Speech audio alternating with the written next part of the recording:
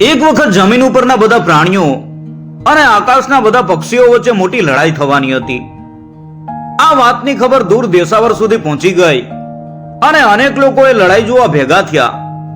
સુંદરનગરનો રાજકુમાર પણ આ લડાઈ જોવા હાજર રહ્યો, પણ એને આ લડાઈ અંગેના ખબર મોડા મળ્યા હતા. એટલે તે લડાઈના સ્થળે આવી પહોંચ્યો ત્યારે સારું એવું મોડું થઈ ગયું હતું. બીજા બધા પ્રાણીઓ અને પક્ષીઓ વચ્ચેની લડાઈ પૂરી થઈ ગઈ હતી. એકમાત્ર સાપ અને કાગડા વચ્ચેની છેલ્લી લડાઈ હવે બાકી રહી હતી. ટૂંક સમયમાં એ બંને વચ્ચેની લડાઈ પણ શરૂ થઈ. બેમાંથી કોઈ મચક આપતું નહોતું. બંને એકબીજા ઉપર વારંવાર હુમલો કરતા હતા, પણ ફાવતા નહોતા. એવામાં સાપે અણધાર્યો દાવ અજમાવીને કાગડાની આસપાસ ભરડો વીંટી દીધો. બધાને થયું કે હમણાં કાગડાના રામ રમી જશે. બરાબર એ જ વખતે સુંદરનગરના રાજકુમારે મ્યાનમાંથી તલવાર કાઢીને સાપના બે કટકા કરી નાખ્યા. લડાઈની શરત પ્રમાણે કાગડાને 1 વર્ષ માટે દુનિયાના તમામ પશુ પક્ષીઓનો રાજા જાહેર કરવામાં આવ્યો. રાજકુમારે પોતાના ઉપર કરેલા ઉપકારથી આભારવશ થઈને કાગડાએ એને કહ્યું, તમારા ઉપકારના બદલામાં હું તમને એક અદ્ભુત દ્રશ્ય બતાવીશ. તમે મારી પીઠ ઉપર બેસી જાઓ. ઘડીના છઠ્ઠા ભાગમાં હું તમને એક અદ્ભુત જગ્યાએ લઈ જઈશ. રાજકુમાર તો કાગડાની પીઠ ઉપર બેસી ગયો. કાગડો ઉડવા લાગ્યો. રસ્તામાં તેણે 7 નદીઓ વટાવી, 7 ગામ વટાવ્યા અને 7 પર્વતો વટાવ્યા. પછી પોતાની ઝડપ ઓછી કરતા કાગડાએ રાજકુમારને પૂછ્યું, થોડે દૂર પેલું ઘર દેખાય છે ને, ક્યાં તમારે જવાનું છે? એ ઘરમાં મારી બેન રહે છે. એ તમારો આદર સત્કાર કરશે. એ તમને લડાઈ વિશે પૂછે તો કહેજો કે હું ત્યાં હાજર હતો, અને મારા વિશે પૂછે તો કહેજો કે આ મેં કાગડાને જોયો તો. એ ઘરમાં તમે આખી રાત આનંદથી પસાર કરી શકશો, પણ કાલે સવારે અહીં આવીને મને મળવાનું ભૂલતા નહીં. એ જ વખતે રાજકુમારના પગ જમીનને અડક્યા. કાગડાની સૂચના પ્રમાણે તે પેલા મકાનમાં ગયો. ત્યાં કાગડાની બેને રાજકુમારને ખૂબ આગતા સ્વાગતા કરી. ગરમ પાણીથી એના પગ ધોયા. જાત જાતની વાનગીઓના થાળ એની સામે ધરી દીધા. બીજા દિવસે સવારે રાજકુમાર જ્યારે કાગડાને મળ્યો ત્યારે તેણે વધુ એક દિવસ પેલા મકાનમાં રહેવા રાજકુમારને કહ્યું. ત્રીજે દિવસે પણ કાગડાએ એવી સલાહ આપી, પણ ચોથે દિવસે સવારે એ જગ્યાએ આવીને રાજકુમાર જુએ છે તો ત્યાં આગળ કાગડાના બદલે એક યુવાન ઉભો હતો. એના હાથમાં એક નાનકડી પોટલી હતી. રાજકુમારે તે યુવાનને પૂછ્યું કે ભાઈ, આટલામાં તમે ક્યાં એક કાગડાને જોયો છે? પેલા યુવાને કહ્યું, હું જ છું તે કાગડો. તમે 3 દિવસ મારે ઘેર રહીને મને સાપમાંથી મુક્ત કર્યો છે, એટલે હું ફરી કાગડામાંથી માણસ બની ગયો છું. તમારા આ ઉપકારના બદલામાં હું તમને આ પોટલી આપવા આવ્યો છું. રાજકુમારે પૂછ્યું, આ પોટલીમાં શું છે એ તો મને કહો. પેલો યુવાન બોલ્યો, આપણે જે રસ્તે આવ્યા એ જ રસ્તે આ પોટલી લઈને તમે પાછા જજો, પણ એક વાતનું ધ્યાન રાખજો, જ્યાં સુધી તમે રહેવાની જગ્યા પસંદ ન કરો ત્યાં સુધી ભૂલે ચૂકે પણ આ પોટલી ખોલશો નહીં. એવી જગ્યા પસંદ કરો ત્યારે જ પોટલી ખોલજો. એ વખતે એમાંથી જે નીકળશે તે જોઈને તમારા આશ્ચર્ય અને આનંદનો પાર નહીં રહે. રાજકુમારે યુવાનનો આભાર માન્યો અને પોટલી લઈ તે પોતાને રસ્તે ચાલતો થયો. રસ્તામાં ડુંગરો આવતા, નદીઓ આવતી, જંગલો આવતા અને ગામ આવતા. થાકી જાય ત્યારે રાજકુમાર થોડીક વાર વિસામો લેતો અને પછી પાછો આગળ ચાલવા લાગતો. એક દિવસ તે ગાઢ જંગલમાંથી પસાર થતો હતો ત્યારે એકાએક માથે મૂકેલી પોટલીનો ભાર વધવા લાગ્યો. તેણે પોટલી એક ઝાડ પાસે મૂકી અને 2 ઘડીક આરામ કર્યો. પછી એને થયું, હું કેવો મૂર્ખ છું, આ પોટલીમાં શું છે એ જાણ્યા વગર આટલો બધો ભાર માથે ઉપાડું છું. કાગડાએ મને એવું તે શું આપ્યું છે, જરા જોવ તો ખરો. આમ વિચારીને તેણે પોટલીની દોરી છોડી નાખી. તેણે જોયું તો પોટલીમાં એક નાનો સુંદર મજાનો રાજમહેલ હતો. મહેલના બગીચામાં નાના નાના ઝાડ પણ હતા અને નાનકડું તળાવ પણ હતું. આખો મહેલ રમકડાના મહેલ જેવો લાગતો હતો. પણ પોટલી ખોલ્યા પછી જોતામાં તો એ મહેલ મોટો થતો ગયો અને થોડી વારમાં તો ગાઢ જંગલની વચ્ચોવચ સાચે સાચો રાજમહેલ તૈયાર થઈ ગયો. પણ હવે રાજકુમારને પોતાની ભૂલ સમજાણી. રહેવાની જગ્યા પસંદ કર્યા પછી જ પોટલી ખોલવાનું યુવાને કહ્યું હતું. એ વાતનો અર્થ હવે એને સમજાયો. જંગલની વચ્ચોવચ આવા રાજમહેલમાં રહેવું કેવી રીતે? બીજી બાજુ રાજમહેલ છોડીને આગળ જવાનું પણ મન માનતું નહોતું. એવામાં એક ભીમકાય માણસ ત્યાંથી પસાર થયો. રાજકુમારને વિસામણમાં બેઠેલો જોઈને એણે પૂછ્યું, તમે મહેલ તો બહુ સુંદર બાંધ્યો છે, પણ નિર્જન જંગલમાં શા માટે બાંધ્યો? એના કરતા ખળખળ વહેતી કોઈ નદીને કિનારે બાંધ્યો હોત તો? આ સાંભળી રાજકુમારે જે કાંઈ બન્યું હતું એની વાત પેલા ભીમકાય માણસને કહી. બધી વાત સાંભળી લીધા પછી ભીમકાય બોલ્યો, આ રાજમહેલને હું ફરીથી પોટલીમાં બાંધી દઉં તો તું મને શું ઇનામ આપે? રાજકુમાર તરત જ બોલ્યો, તો હું તને મોં માંગ્યું ઇનામ આપું. એટલે ભીમકાય કે, મારે તારી પાસેથી બીજું તો કાંઈ ઇનામ નથી જોઈતું, પણ તારો પેલો દીકરો 7 વર્ષનો થાય ત્યારે એને મને સોંપી દેવા તું તૈયાર હો તો હું તને આ રાજમહેલ પાછો પોટલીમાં બાંધી આપું. રાજકુમારે વિચાર્યું, દીકરો 7 વર્ષનો થાય ત્યારની વાત ત્યારે, અત્યારે આ પાડવામાં શું જાય છે? અને તેણે ભીમકાઈને કહ્યું, તારી શરત મને મંજૂર છે. અને એ જ ઘડીએ ભીમકાએ આખા રાજમહેલને ફરી નાનકડા રમકડાના રાજમહેલ જેવો બનાવી દીધો અને પોટલીમાં બાંધીને રાજકુમારને આપી દીધો. પછી રાજકુમાર અને ભીમકાય પોતપોતાને રસ્તે પડ્યા. પણ છૂટા પડતા પહેલા ભીમકાએ કહ્યું, મને આપેલું વચન યાદ રાખજે. જો તું એ વચનનો ભંગ કરીશ તો હું તારું ધનોત્પનોત કાઢી નાખીશ. રાજકુમાર તો ફરી પોટલી લઈને આનંદથી ગીત ગણગણતો આગળ વધ્યો. પોતાના પિતાના રાજ્યથી થોડેક દૂર નદી કિનારે આવેલી એક જગ્યા એને ખૂબ ગમી. તેણે એ જગ્યાએ રહેવાનો વિચાર કરીને ફરી પોટલી છોડી. પોટલી છોડતી વખતે તેને મનમાં ડર હતો કે આ વખતે કદાચ પોટલીમાંથી મહેલને બદલે ધૂળ અને ઢેફાત નીકળશે. પણ ના, આ વખતે પણ પહેલાની જેવો જ સુંદર મજાનો મહેલ પોટલીમાંથી નીકળ્યો. જોતામાં તો એ મોટો બની ગયો અને આ વખતે તો મહેલના દરવાજે હાથમાં રાતા ગુલાબનો હાર લઈને આરસની પૂતળી જેવી એક રાજકુમારી પણ ઊભી હતી. તેણે સ્મિત કરીને રાજકુમારને આવકારતા કહ્યું, પધારો સુંદરનગરના રાજકુમાર. આપણા લગ્નની બધી તૈયારીઓ થઈ ગઈ છે, માટે પહેલા સીધા લગ્ન મંડપમાં જ ચાલો. રાણીનું નામ કમલા હતું, એટલે રાજકુમારે પોતાના નવા શહેરનું નામ કમલાનગર રાખ્યું અને પછી બંને જણા આનંદમાં દિવસો વિતાવવા લાગ્યા. મોજ શોખના આ દિવસોમાં રાજકુમાર ભીમકાઈને આપેલા વચનની વાત તો સાવ ભૂલી ગયો હતો. થોડાક સમય પછી કમલા રાણીએ સૂર્ય જેવા તેજસ્વી એક દીકરાને જન્મ આપ્યો. દીકરાનું નામ પણ સૂર્યકુમાર પાડ્યું. દર વર્ષે સૂર્યકુમારનો જન્મદિવસ આખા શહેરમાં ખૂબ ઠાઠમાઠથી ઉજવાતો. આ રીતે 7 વર્ષના વાણા વાઈ ગયા. 7મા જન્મદિવસને બરાબર બીજે દિવસે સવારના પોરમાં ભીમકાય મહેલને બારણે આવીને ઊભો.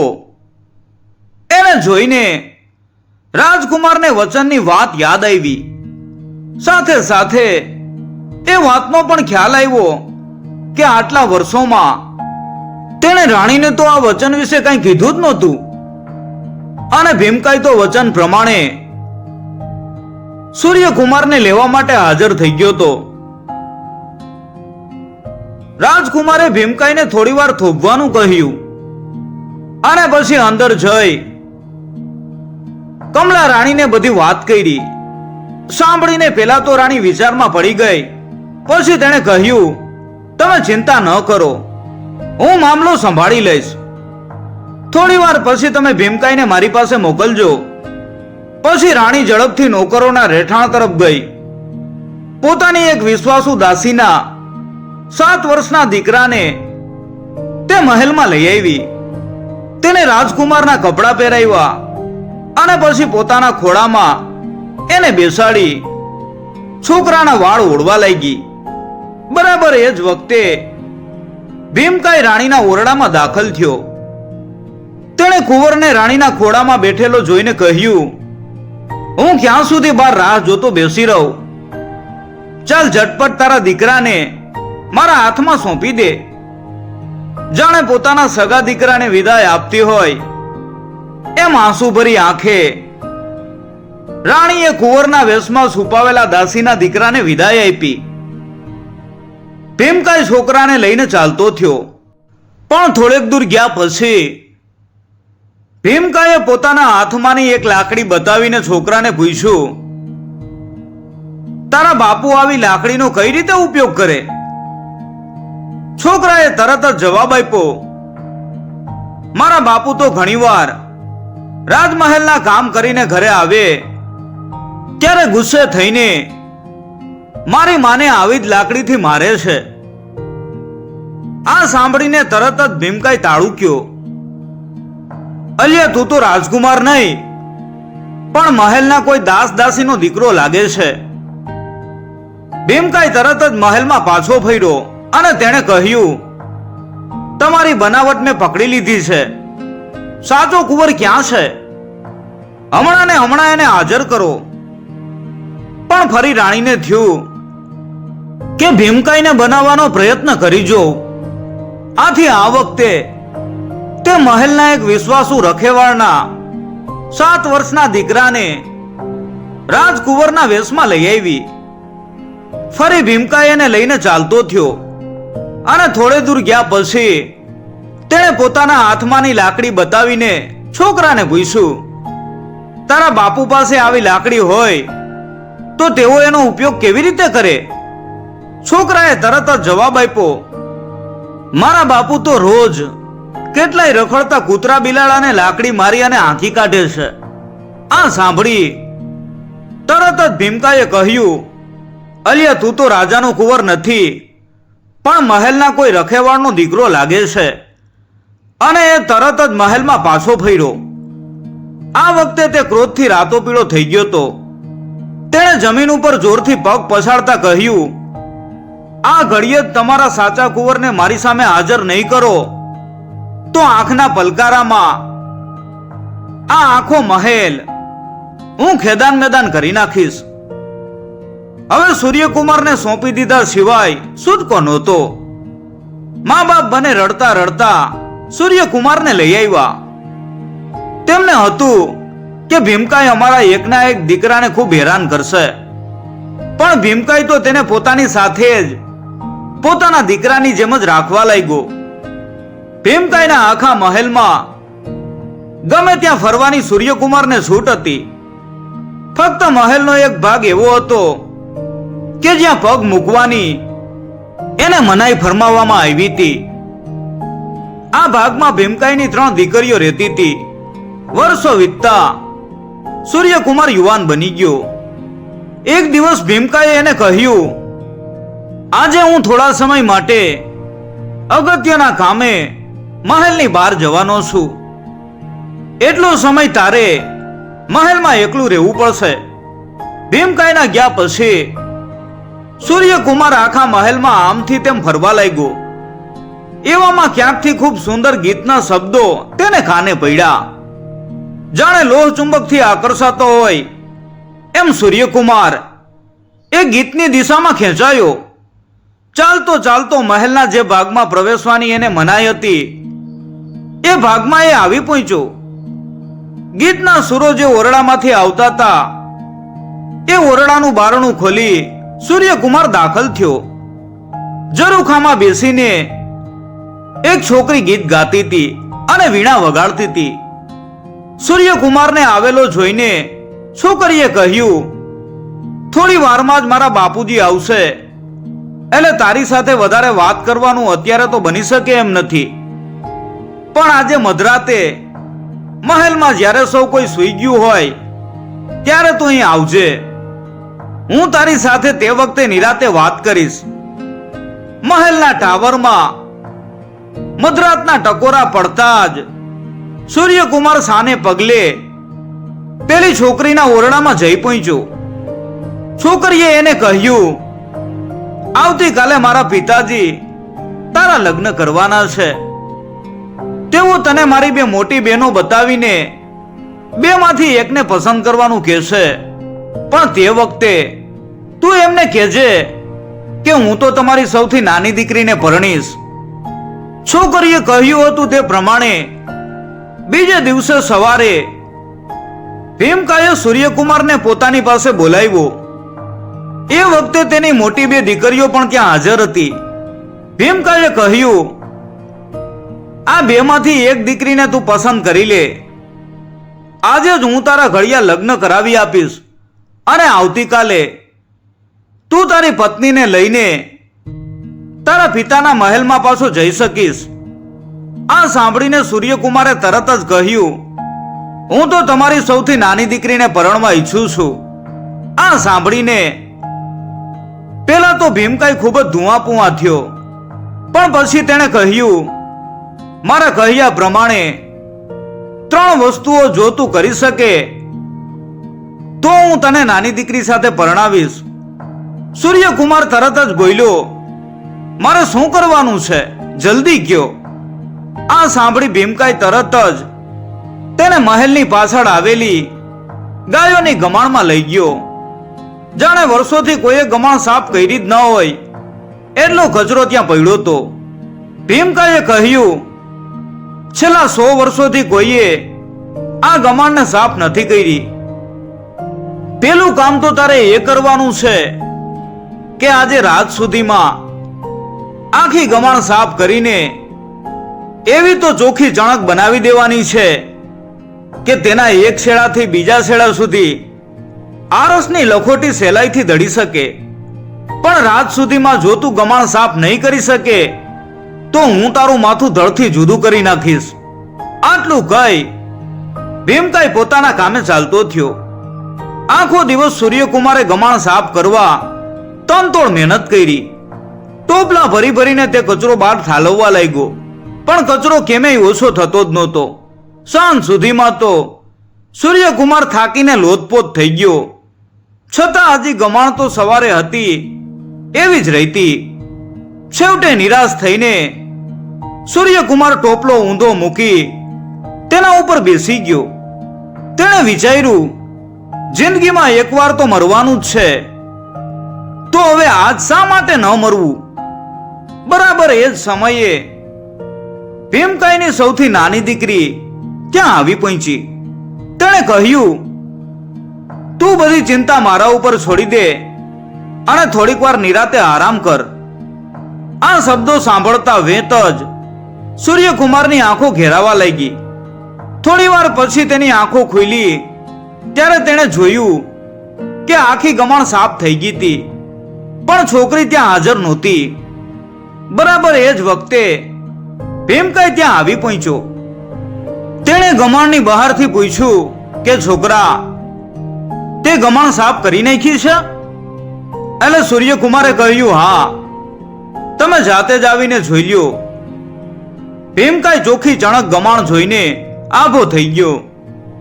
તેણે પોતાના ખિસ્સામાંથી આરસની લખોટી કાઢી અને ગમાણમાં ફેંકી. લખોટી એક છેડાથી બીજા છેડા સુધી સહેલાઈથી દડી ગઈ. આ જોઈને ભીમકાએ કહ્યું, આજે આખો દિવસ તો તે ખૂબ કામ કર્યું છે, એટલે હવે તું આરામ કર. પણ કાલ રાત સુધીમાં તારે આ ગમાણના છાપરાને પંખીઓના પીછાથી મઢી દેવાનું છે. અને એ પીછા પણ કોઈ એક પંખીના નહીં, પણ દુનિયામાં જેટલી જાતના પંખીઓ હોય તે દરેક જાતના પંખીનું એક એક પીછું તારે લેવાનું છે. સવાર પડતા સૂર્યકુમાર પોતાની બંદૂક લઈને પંખીઓનો શિકાર કરવા નીકળી પડ્યો. જંગલમાં અને નદી કિનારે દૂર દૂર ક્યાંય સુધી તે ભટકો, પણ કોણ જાણે કેમ આજે ક્યાંય કાળો કાગડો પણ દેખાતો નહોતો. બપોર સુધીમાં તો તે થાકીને લોથપોથ થઈ ગયો. બધી આશા છોડીને તે એક ઝાડ નીચે બેઠો તો એ જ વખતે સૌથી નાની દીકરી ફરી ત્યાં તેની મદદે આવી. તેણે પૂછ્યું, તું ખૂબ થાકી ગયો લાગે છે? એટલે સૂર્યકુમારે કહ્યું કે હા, અત્યાર સુધીમાં આટલું રેખડો, છતાં હું માત્ર 2 તેતર જ મારી શક્યો છું. છોકરીએ કહ્યું, તું તારે બધી ચિંતા છોડીને થોડીક વાર નિરાતે સૂઈ જા. આ સાંભળતા જ સૂર્યકુમાર ઘસઘસાટ ઊંઘવા લાગ્યો. થોડી વાર પછી સૂર્યકુમારની આંખ ઉઘડી ત્યારે તેણે જોયું કે છોકરી અદૃશ્ય થઈ ગઈ છે. આરેલે પગલે તે ગમાણ તરફ પાછો ફર્યો, પણ ત્યાં પહોંચતા વેત એના આશ્ચર્યનો પાર ન રહ્યો. આખું છાપરું પંખીઓના પીછાઓથી મઢાઈ ગયું હતું. બરાબર એ જ વખતે ભીમકાય આવી પહોંચ્યો. ગમાણનું છાપરું ઢંકાયેલું જોઈને તેના આશ્ચર્યનો પાર ન રહ્યો. તેણે સૂર્યકુમારને કહ્યું, હવે તારે છેલ્લું કામ કરવાનું બાકી છે. મારા મહેલના બગીચામાં તાળનું એક ઝાડ છે. આ ઝાડની ટોચ ઉપર એક બુલબુલે માળો બાંધ્યો છે. આ માળામાં 5 ઈંડા છે. આ ઈંડા કાલ સવાર સુધીમાં તારે મારી પાસે હાજર કરવાના છે. જો એમાંથી એક પણ ઈંડું તૂટ્યું તો હું તારું માથું ધડથી જુદું કરી નાખીશ. સૂર્યકુમાર તો તરત જ દોડ્યો મહેલના બગીચામાં. રાતના અંધારામાં ભીમકાએ કહેલું ઝાડ શોધવાનું સહેલું નહોતું, છતાં થોડીક મહેનત પછી તેણે એ ઝાડ શોધી કાઢ્યું. પણ જ્યારે તેણે તાળનું એ ઝાડ જોયું ત્યારે એની હતાશાનો પાર ન રહ્યો. કારણ કે એ ઝાડ 500 ફૂટ ઊંચું હતું અને એના થડની છાલ એટલી તો લીસી હતી કે કોઈ રીતે એના ઉપર ચડી જ ન શકાય. આમ છતાં સૂર્યકુમારે તે ઝાડ ઉપર ચડવાના ઘણા પ્રયત્નો કર્યા, પણ પરિણામે એના હાથ પગ છોલાઈ ગયા. થડ એટલું લીસું હતું કે થોડુંક ઉપર ચડે ત્યાં સૂર્યકુમાર નીચે સરી પડતો. જોત જોતામાં તો સવાર પડવા આવી. સૂર્યકુમાર થાકીને લોથપોથ થઈ ગયો તો. બરાબર એ જ વખતે ભીમકાઈની નાની દીકરી ત્યાં આવી પહોંચી. એના હાથમાં નાનકડી કુહાડી હતી. તે આવતા એણે સૂર્યકુમારને કહ્યું, આ કુહાડીની મદદથી થડમાં નાના નાના ખાડા ખોદી તેમાં પગ ભરાવી ઝડપથી ઊંચે ચડી જા. થોડી વારમાં જ મારા પિતાજી આવી પહોંચશે. આપણી પાસે વધારે સમય નથી. કુહાડીની મદદથી સૂર્યકુમાર અબગડીમાં ઝાડની ટોચે પહોંચી ગયો. તેણે ખૂબ સંભાળીને માળામાંથી ઈંડા લઈ લીધા. એ જ વખતે તેણે દૂરથી ભીમકાઈને આવતો જોયો, એટલે તે તાળના થડ ઉપર સરકીને નીચે ઉતરવા લાગ્યો. પણ ઉતાવળમાં તેના હાથમાંથી કુહાડી સટકી ગઈ અને બરાબર નીચે ઉભેલી છોકરીના જમણા હાથની ટચલી આંગળી ઉપર પડી. છોકરીની ટચલી આંગળી કપાઈ ગઈ. પણ અત્યારે એ અંગે વધુ ચિંતા કરવાનો સમય નહોતો. છોકરીએ પોતાનો હાથ સાડીના પાલવમાં સંતાડી દીધો.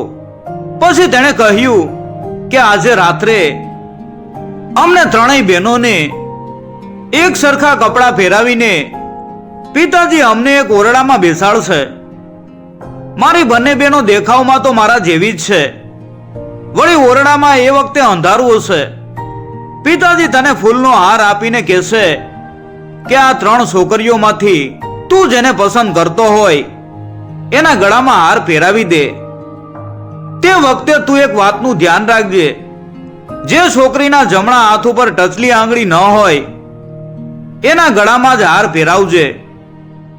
પછી સૂર્યકુમાર દોડતો દોડતો ભીમકાઈ પાસે ગયો અને 5 ઈંડા એની સામે ધર્યા. આ જોઈ ભીમકાએ કહ્યું, આજે રાત્રે જ તારા લગ્ન થવાના છે, માટે તું તૈયાર રહેજે.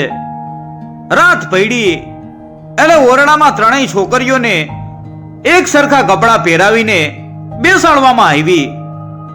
દૂરથી ત્રણેય છોકરીઓને બતાવ્યા પછી ઓરડામાં અંધારું કરીને ભીમકાએ સૂર્યકુમારને ફૂલોનો હાર આપ્યો અને કહ્યું, આ 3 માંથી તું જેના ગળામાં હાર પહેરાવીશ તેની સાથે તારા લગ્ન થશે. આ સાંભળી સૂર્યકુમાર આગળ વધ્યો. અંધારામાં તેણે એક પછી એક ત્રણેય છોકરીઓનો જમણો હાથ પોતાના હાથમાં લીધો. તેણે જોયું કે વચમાં બેઠેલી છોકરીના જમણા હાથ ઉપર ટચલી આંગળી નહોતી. આથી તેણે તરત જ તેના ગળામાં હાર પહેરાવી દીધો. બરાબર એ જ ઘડીએ આખો ઓરડો રોશનીથી જળાહળા થઈ ગયો. ભીમકાએ જોયું કે સૂર્યકુમાર આ કસોટીમાંથી પણ હેમખેમ પાર ઉતર્યો હતો. તેણે કહ્યું, કાલે સવારે આપણે ધામધૂમથી તમારા બંનેના લગ્ન કરશું. આજની રાત તમે આ ઓરડામાં જ પસાર કરો. આવું બોલતી વખતે ભીમકાઈની આંખોમાં કોઈ જુદી જ ચમક આવી ગઈ હતી. તેની દીકરીએ એ જોઈ પણ લીધી હતી. એટલે ભીમકાઈના ગયા પછી તેણે સૂર્યકુમારને કહ્યું, આપણે આખી રાત આ ઓરડામાં કાઢશું તો નક્કી પિતાજી સવાર સુધીમાં તમારું ખાટલું કાઢી નાખશે. આટલું કહીને છોકરી એક પંખીનું પિંજરું લઈ આવી. પિંજરાને તેણે પલંગની વચ્ચે મૂકી દીધું. પિંજરામાં 7 સમુદ્ર પારથી આવેલી બોલતી મેના હતી. પછી તે સૂર્યકુમારને ઝડપથી મહેલના તબેલામાં લઈ ગઈ. ત્યાંથી એક સફેદ ઘોડી પસંદ કરીને બંને જણા ભીમકાઈના મહેલમાંથી ભાગી છૂટ્યા. થોડી વાર પછી ઓરડાના બારણા પાસે આવીને ભીમકાએ પૂછ્યું, કેમ બરાબર ઊંઘ આવે છે ને? અંદરથી બોલતી મેનાએ જવાબ આપ્યો, આવી મજાની 7 મણની રજાઈ હોય પછી ઊંઘ કેમ ન આવે? થોડી વાર પછી ભીમકાએ ફરી એ જ પ્રશ્ન કર્યો અને ફરી અંદરથી મેનાએ એ જ જવાબ આપ્યો. પણ ત્રીજી વાર જ્યારે ભીમકાએ આ સવાલ પૂછ્યો ત્યારે એને વેમ ગયો કે અંદરથી સૂર્યકુમાર નહીં પણ બીજું કોઈક જવાબ આપે છે. એટલે એ તરત જ ઓરડામાં દાખલ થયો અને તેણે જોયું કે ખાલીખમ પડેલા પલંગ ઉપરના પિંજરામાંથી આ તો મેના જવાબ આપી રહી હતી. એ સમજી ગયો કે સૂર્યકુમાર રાતોરાત ભાગી છૂટ્યો છે. આથી એ તરત જ બંનેની પાછળ પડ્યો. આ બાજુ સફેદ ઘોડી ઉપર સૂર્યકુમાર એની પત્ની સાથે પૂરપાટ વેગે આગળ વધી રહ્યો હતો. એવામાં પાછળ બેઠેલી એની પત્નીએ સૂર્યકુમારને કહ્યું, આપણને પકડવા આવતા પિતાજીના પગલાનો અવાજ મને સંભળાય છે. એમનાથી બચવાનો હવે એક જ રસ્તો છે. ઘોડીના જમણા કાનમાં આંગળી ફેરવીને અંદર જે વસ્તુ ભરાઈ હોય તે બહાર ખેંચી કાઢ અને પછી તે વસ્તુ આપણી પાછળ ફેંકી દે. તરત જ સૂર્યકુમારે ઘોડીના કાનમાંથી થોરનો એક કાંટો ખેંચી કાઢ્યો અને એ કાંટો પોતાની પાછળ થોડેક દૂર ફેંક્યો. જોતામાં તો પાછળ 20 માઇલ લાંબુ પોળું થોરનું જંગલ અચાનક ઉગી નીકળ્યું. પાછળ આવતા ભીમકાએ થોરનું જંગલ જોયું એટલે એ સમજી ગયો કે દીકરીએ સટકવા માટે આ તરકીબ અજમાવી છે. એટલે એ તરત જ પોતાના મહેલમાં પાછો ફર્યો અને પોતાનો મોટો કુહાડો લઈ આવ્યો. તેણે કુહાડાથી થોર કાપીને જંગલની વચમાં કેડી બનાવી દીધી. પછી તેણે કુહાડી એક ઝાડ નીચે મૂકીને મનમાં વિચાર્યું કુહાડી અહીં ભલે પડી, પાછા ફરતી વખતે હું એ લેતો જઈશ. પણ એ જ વખતે ઝાડની ડાળીએ બેઠેલો એક કાગડો બોલી ઉઠ્યો, તું કુહાડી અહીં મૂકીને જઈશ તો તારા ગયા પછી કુહાડી ચોરાઈ જશે. ભીમકાએ કહ્યું, તારી વાત સાચી છે. હું કુહાડી મહેલમાં મૂકીને પછી જ આગળ વધું. એટલે એ કુહાડી મહેલમાં મૂકી આવ્યો. થોડીક વાર પછી સૂર્યકુમારની પાછળ બેઠેલી એની પત્નીએ કહ્યું, આપણી પાછળ આવતા પિતાજીના પગલા મને સંભળાય છે. તમે જલ્દીથી ઘોડીના ડાબા કાનમાં આંગળી ફેરવી તેમાં જે કાંઈ વસ્તુ ભરાઈ હોય તે આપણી પાછળ ફેંકી દ્યો. આ વખતે સૂર્યકુમારને ઘોડીના કાનમાંથી કાળમીન પથ્થરની એક કટકી હાથ લાગી. એ કટકી પાછળ ફેંકતા જ પાછળ 20 માઇલ સુધીની જમીન ખડકાળ બની ગઈ. પાછળ આવતા ભીમકાએ આ જોઈને વિચાર્યું કે મારી કોદાળીની મદદથી થોડી વારમાં જ હું આ કાળમીન ખડકો વચ્ચે પણ નાની અમથી કેડી બનાવી શકીશ. પણ કોદાળી તો હતી મહેલમાં. એટલે થોરનું જંગલ વટાવીને તે મહેલમાં પહોંચ્યો અને કોદાળી લઈને થોડીક વારમાં પાછો ફર્યો. થોડી વારમાં તો તેણે ખડકાળ જમીનની વચ્ચે કેળી કોતરી કાઢી. પછી તેણે કોદાળી એક પથ્થર ઉપર મૂકતા મનમાં વિચાર્યું, કોદાળી અહીં ભલે પડી, પાછા ફરતા હું તે લેતો જઈશ. પણ એ જ વખતે પથ્થર ઉપર બેઠેલો એક કાગડો બોલી ઉઠ્યો, તારા ગયા પછી કોદાળી ચોરાઈ જશે તો? એટલે એ કોદાળી પાસે મહેલમાં મૂકી આવ્યો. થોડી વાર પછી ઘોડી ઉપર પાછળ બેઠેલી પત્નીએ ફરી સૂર્યકુમારને કહ્યું, આપણી પાછળ પડેલા પિતાજીના પગલા મને સંભળાય છે. ઘોડીના ગળા ઉપર એક નાની કોથળી છે, તે લઈને તમે જટ પાછળ રસ્તા ઉપર ફેંકી દ્યો. સૂર્યકુમારે જોયું તો પાણીથી ભરેલી કોથળી ઘોડીની ડોક ઉપર લટકતી હતી. એ પાછળ ફેંકતા 20 માઇલ લાંબુ પોળું સરોવર બની ગયું. ગુસ્સે થયેલો ભીમકાય એટલી ઝડપથી દોડતો આવતો હતો કે સામે સરોવર છે તે વાતનો એને ખ્યાલ જ આવ્યો નહીં.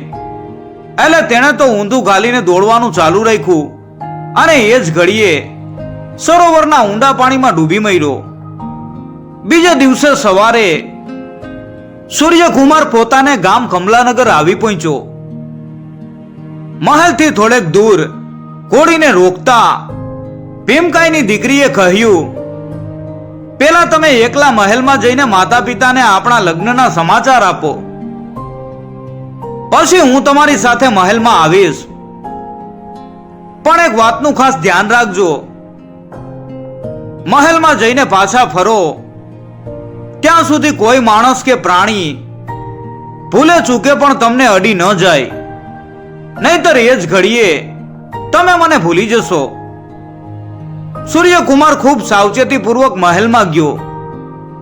આટલા વર્ષે એને પાછો ફરેલો જોઈ રાજા રાણીના આનંદનો પાર ન રહ્યો. તેઓ સૂર્યકુમારને ભેટવા જતા હતા, પણ સૂર્યકુમારે તેમને તથા બીજા સૌને તેમ કરવાની ના પાડી. તેણે પોતાના લગ્નની વાત કરી. આ સાંભળી માતા પિતાના હરખનો પાર ન રહ્યો. પણ બરાબર એ જ વખતે કોણ જાણે ક્યાંથી સૂર્યકુમારનો પાળેલો કૂતરો ત્યાં આવી ચડ્યો અને ઘણા સમયે પોતાના માલિકને પાછા ફરેલા જોઈને તે સૂર્યકુમારના પગ ચાટવા લાગ્યો. અને એ જ ઘડીએ સૂર્યકુમાર પોતાની પત્નીને ભૂલી ગયો. આ બાજુ સૂર્યકુમારની પત્ની આખો દિવસ ગામની બહાર એક કુવાના થાળા ઉપર બેસીને સૂર્યકુમારની રાહ જોતી રહી. રાત પડી તોય સૂર્યકુમાર પાછો આવ્યો નહીં. છેવટે થાકીને તે કુવાની પાસે આવેલા વડના એક ઝાડ ઉપર ચડી ગઈ અને આખી રાત તેણે ત્યાં જ વિતાવી. બીજે દિવસે સવારે ગામનો એક મોચી ત્યાંથી પસાર થતો હતો. કુવાને કાંઠે એકલી અસહાય છોકરીને જોઈને મોચીને તેની દયા આવી. મોચી તેને પોતાના ઘેર લઈ ગયો. મોચી અને એની પત્ની બંને સૂર્યકુમારની પત્નીને પોતાની દીકરીની જેમ રાખતા અને તે પણ ઘરના બધા કામકાજમાં બંનેને મદદ કરતી. થોડાક દિવસ પછી એક દિવસ રાત્રે ઘેર આવીને મોચીએ કહ્યું, આજ તો મને એક બહુ મોટી વર્ધી મળી છે. આપણા ગામના રાજાના કુંવર સૂર્યકુમારના લગ્ન થવાના છે. યોગ્ય કન્યાની પસંદગી થઈ શકે તે માટે રાજાએ દેશ પરદેશથી કુંવરીઓને આમંત્રણ આપ્યું છે. એ વખતે ભોજન સમારંભમાં સૂર્યકુમારને પહેરવા માટેની મોજડી બનાવવાનો હુકમ મને મળ્યો છે. આ સાંભળી પેલા તો સૂર્યકુમારની પત્નીની આંખમાં જળજળિયા આવી ગયા, પણ પછી તેણે મોચીને કહ્યું, તમે મોજડી આપવા રાજમહેલમાં જાઓ ત્યારે મને સાથે ન લેતા જાઓ. એ બાને મારે રાજમહેલ તો જોવા છે. એટલે મોચીએ કહ્યું, ભલે, જરૂર તું મારી સાથે આવજે.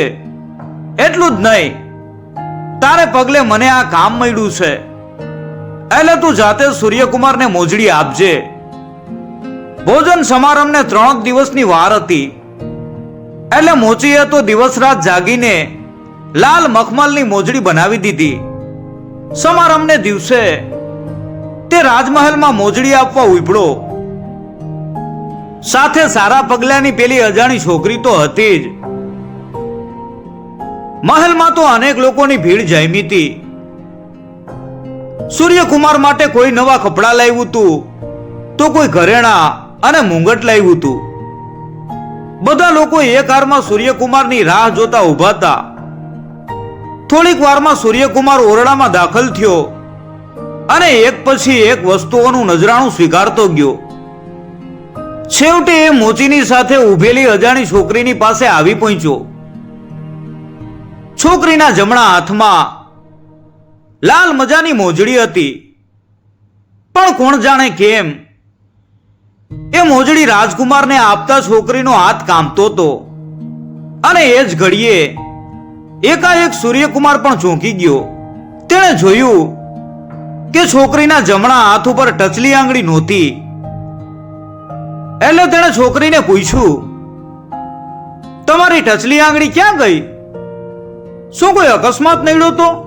એટલે છોકરીએ કહ્યું, એ વાત તો ઘણી લાંબી છે, આપ ધીરજથી સાંભળો તો કહું.